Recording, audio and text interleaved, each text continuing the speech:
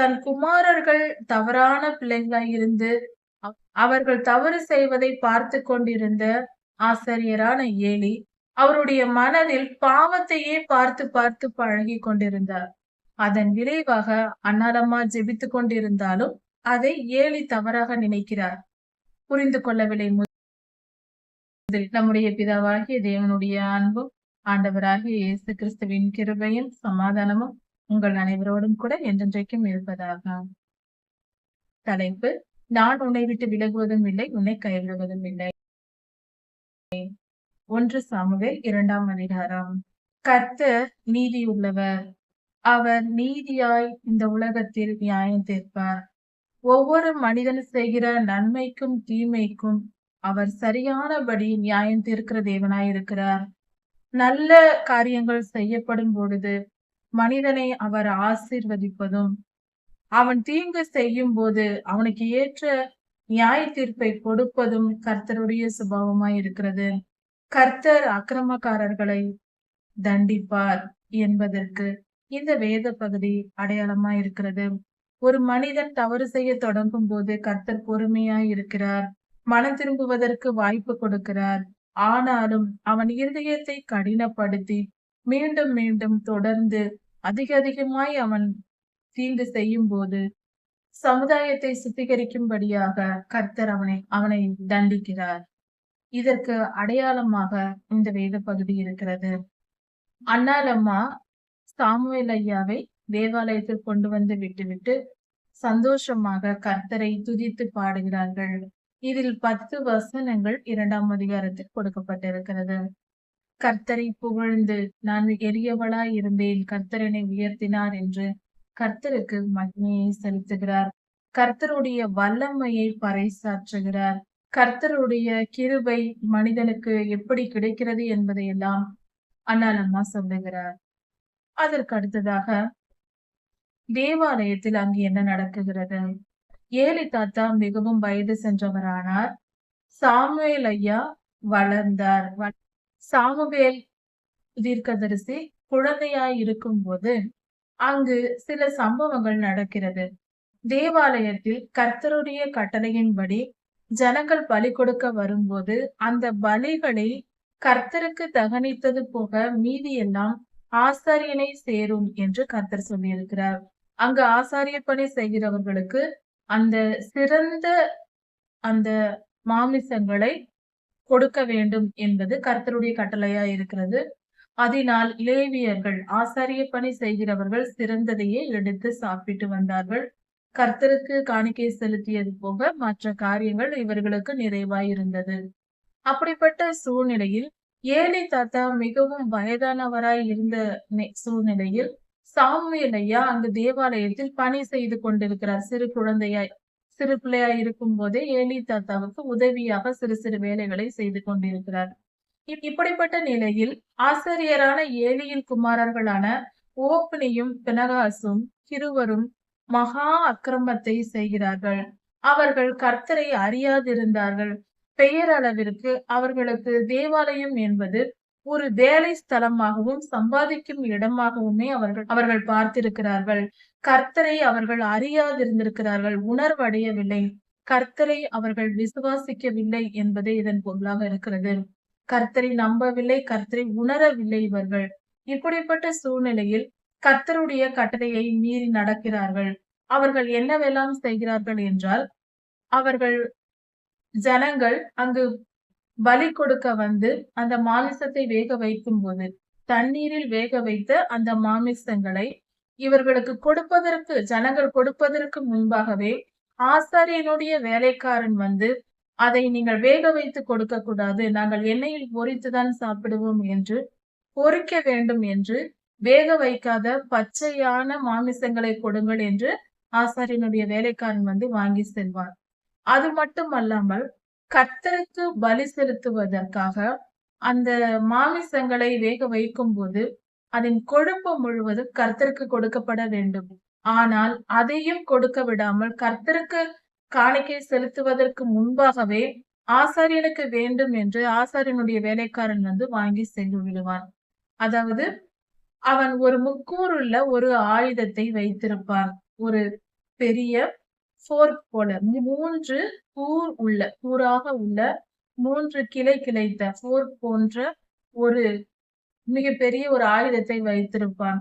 அவர்கள் மாமிசத்தை வேக வைத்துக் கொண்டு இருக்கும்போதே, அவர்களுடைய பாத்திரத்தில் இருக்கும்போதே, அந்த வேலைக்காரன் வந்து அதை குத்தி அதில் வருகிறது எல்லாவற்றையும் அவன் எடுத்துக்கொண்டு போய் விடுவான். இப்படியாக ஓப்னியும் பினகாசும் செய்த அக்கிரமங்கள் கொஞ்சம் நஞ்சம் அல்ல. அது மட்டுமல்லாமல் பலி செலுத்த வருகிற அந்த பெண்கள் அங்கிருக்கிற பெண்களை அழைத்து சென்று அவமானப்படுத்தி பாவமான மகா பாவமான கொடுமையான கர்த்தருக்கு மகா அருவருப்பான காரியத்தை எல்லாம் தேவாலயத்தில் செய்தார்கள். இந்த ஓப்பனியும் பினகாசும் ஒழுக்கமற்ற காரியங்களை செய்தார்கள். இப்படி அக்கிரமத்திற்கு அளவில்லாமல் இவர்கள் உச்ச நிலையில் சென்றார்கள். இந்த நிலையில்தான் தேவாலயத்தில் சாமுவேல் ஐயா வளர்ந்து வருகிறார். இந்த நிலையில் ஏலி தாத்தா அமைதியாக இருக்கிறார். அப்பொழுது தேவனுடைய மனிதர் ஒருவர் வருகிறார். கர்த்தர் தம்முடைய வார்த்தைகளை அந்த தேவ மனுஷனுக்கு சொல்லி அனுப்புகிறார். அது என்னவென்றால், என்னை கனப்படுத்துகிறவனை நான் கனப்படுத்துவேன். எகிப்தில் இருந்து உங்களை நான் கொண்டு வந்தேன். லேவியராக அங்கீகரித்தேன். உங்களுக்கு ஜனங்களின் மிக சிறந்த பொருட்களை எனக்கு பலியிடுகிற பலிகளை நான் உங்களுக்கு கொடுத்தேன். எல்லாருக்கும் கொடுப்பதை விட மிக சிறந்ததையே நான் உங்களுக்கு கொடுத்தேன். இப்படி நான் உங்களை பராமரித்து வரும்போது நீங்கள் இப்படிப்பட்ட அருவருப்பான காரியங்களை தேவாலயத்தில் செய்வதென்ன? இது இப்படி நீ துணிந்ததென்ன? உன் பிள்ளைகளை நீ ஏன் கண்டிக்கவில்லை? இப்படி செய்யாமல் என்னை விட உன் பிள்ளைகளை நீ கனப்படுத்தினாய் என்று கர்த்தர் கோபமாக ஏலி தாத்தாவிடம் பேசுகிறார். இப்படி நீ செய்ததினால் உன் குடும்பத்தில் வயது சென்றவர்களே இனி இருக்க மாட்டார்கள். இள வயதிலேயே எல்லோரும் இறந்து விடுவார்கள். இப்படிப்பட்ட சாபத்தை நான் உனக்கு வைத்தேன் என்று கர்த்தர் சொல்லுகிறார். இதற்கு அடையாளமாக உன் 2 குமாரர்களும் ஒரே நாளில் சாவார்கள். இது உனக்கு அடையாளமாக இருக்கும். உன் குடும்பத்தில் எல்லாம் இனி இளவயதுடையவர்களாகவே இறந்து விடுவார்கள். ஒரு வயதான மனிதனும் உன் குடும்பத்தில் இருக்க மாட்டார்கள் என்று கர்த்தர் சாபம் கொடுத்தார். ஓப்னியும் பினகாசும் செய்த பாவம் மகா பெரியதாய் இருக்கிறது. அவர்கள் தாங்கள் பாவம் செய்ததும் அல்லாமல் ஜனங்கள் பாவம் செய்வதற்கு காரணமாகவும் இருந்தார்கள். ஒரு ஆசாரியரை பார்த்து மற்ற ஜனங்கள் மனம் திரும்ப வேண்டும். ஆசாரியர்களுடைய வார்த்தைகளை கர்த்தருடைய வார்த்தைகளை ஆசாரியர்கள் போதிக்க வேண்டும். அதை கேட்டு ஜனங்கள் வாழ வேண்டும். இதுவே கர்த்தருடைய சட்டமாய் இருக்கிறது. ஆனால் இவர்களே மகா அக்கிரமத்தையும் பாவத்தையும் செய்து கொண்டிருந்தால், ஆசாரியர்களே இப்படி இருந்தால் ஜனங்களுடைய நிலை என்னவாய் இருக்கும்? இப்படி இவர்களுடைய அக்கிரமத்தை பார்க்க சகிக்காத ஜனங்கள் கர்த்தருக்கு பலி செலுத்துவதையே மிகவும் வேதனையாக நினைக்க தொடங்கினார்கள். இவர்களுடைய அக்கிரமத்தை அவர்கள் பொறுக்க முடியாமல் கஷ்டப்பட்டு கொண்டிருந்தார்கள் இஸ்ரவேலின் ஜனங்கள்.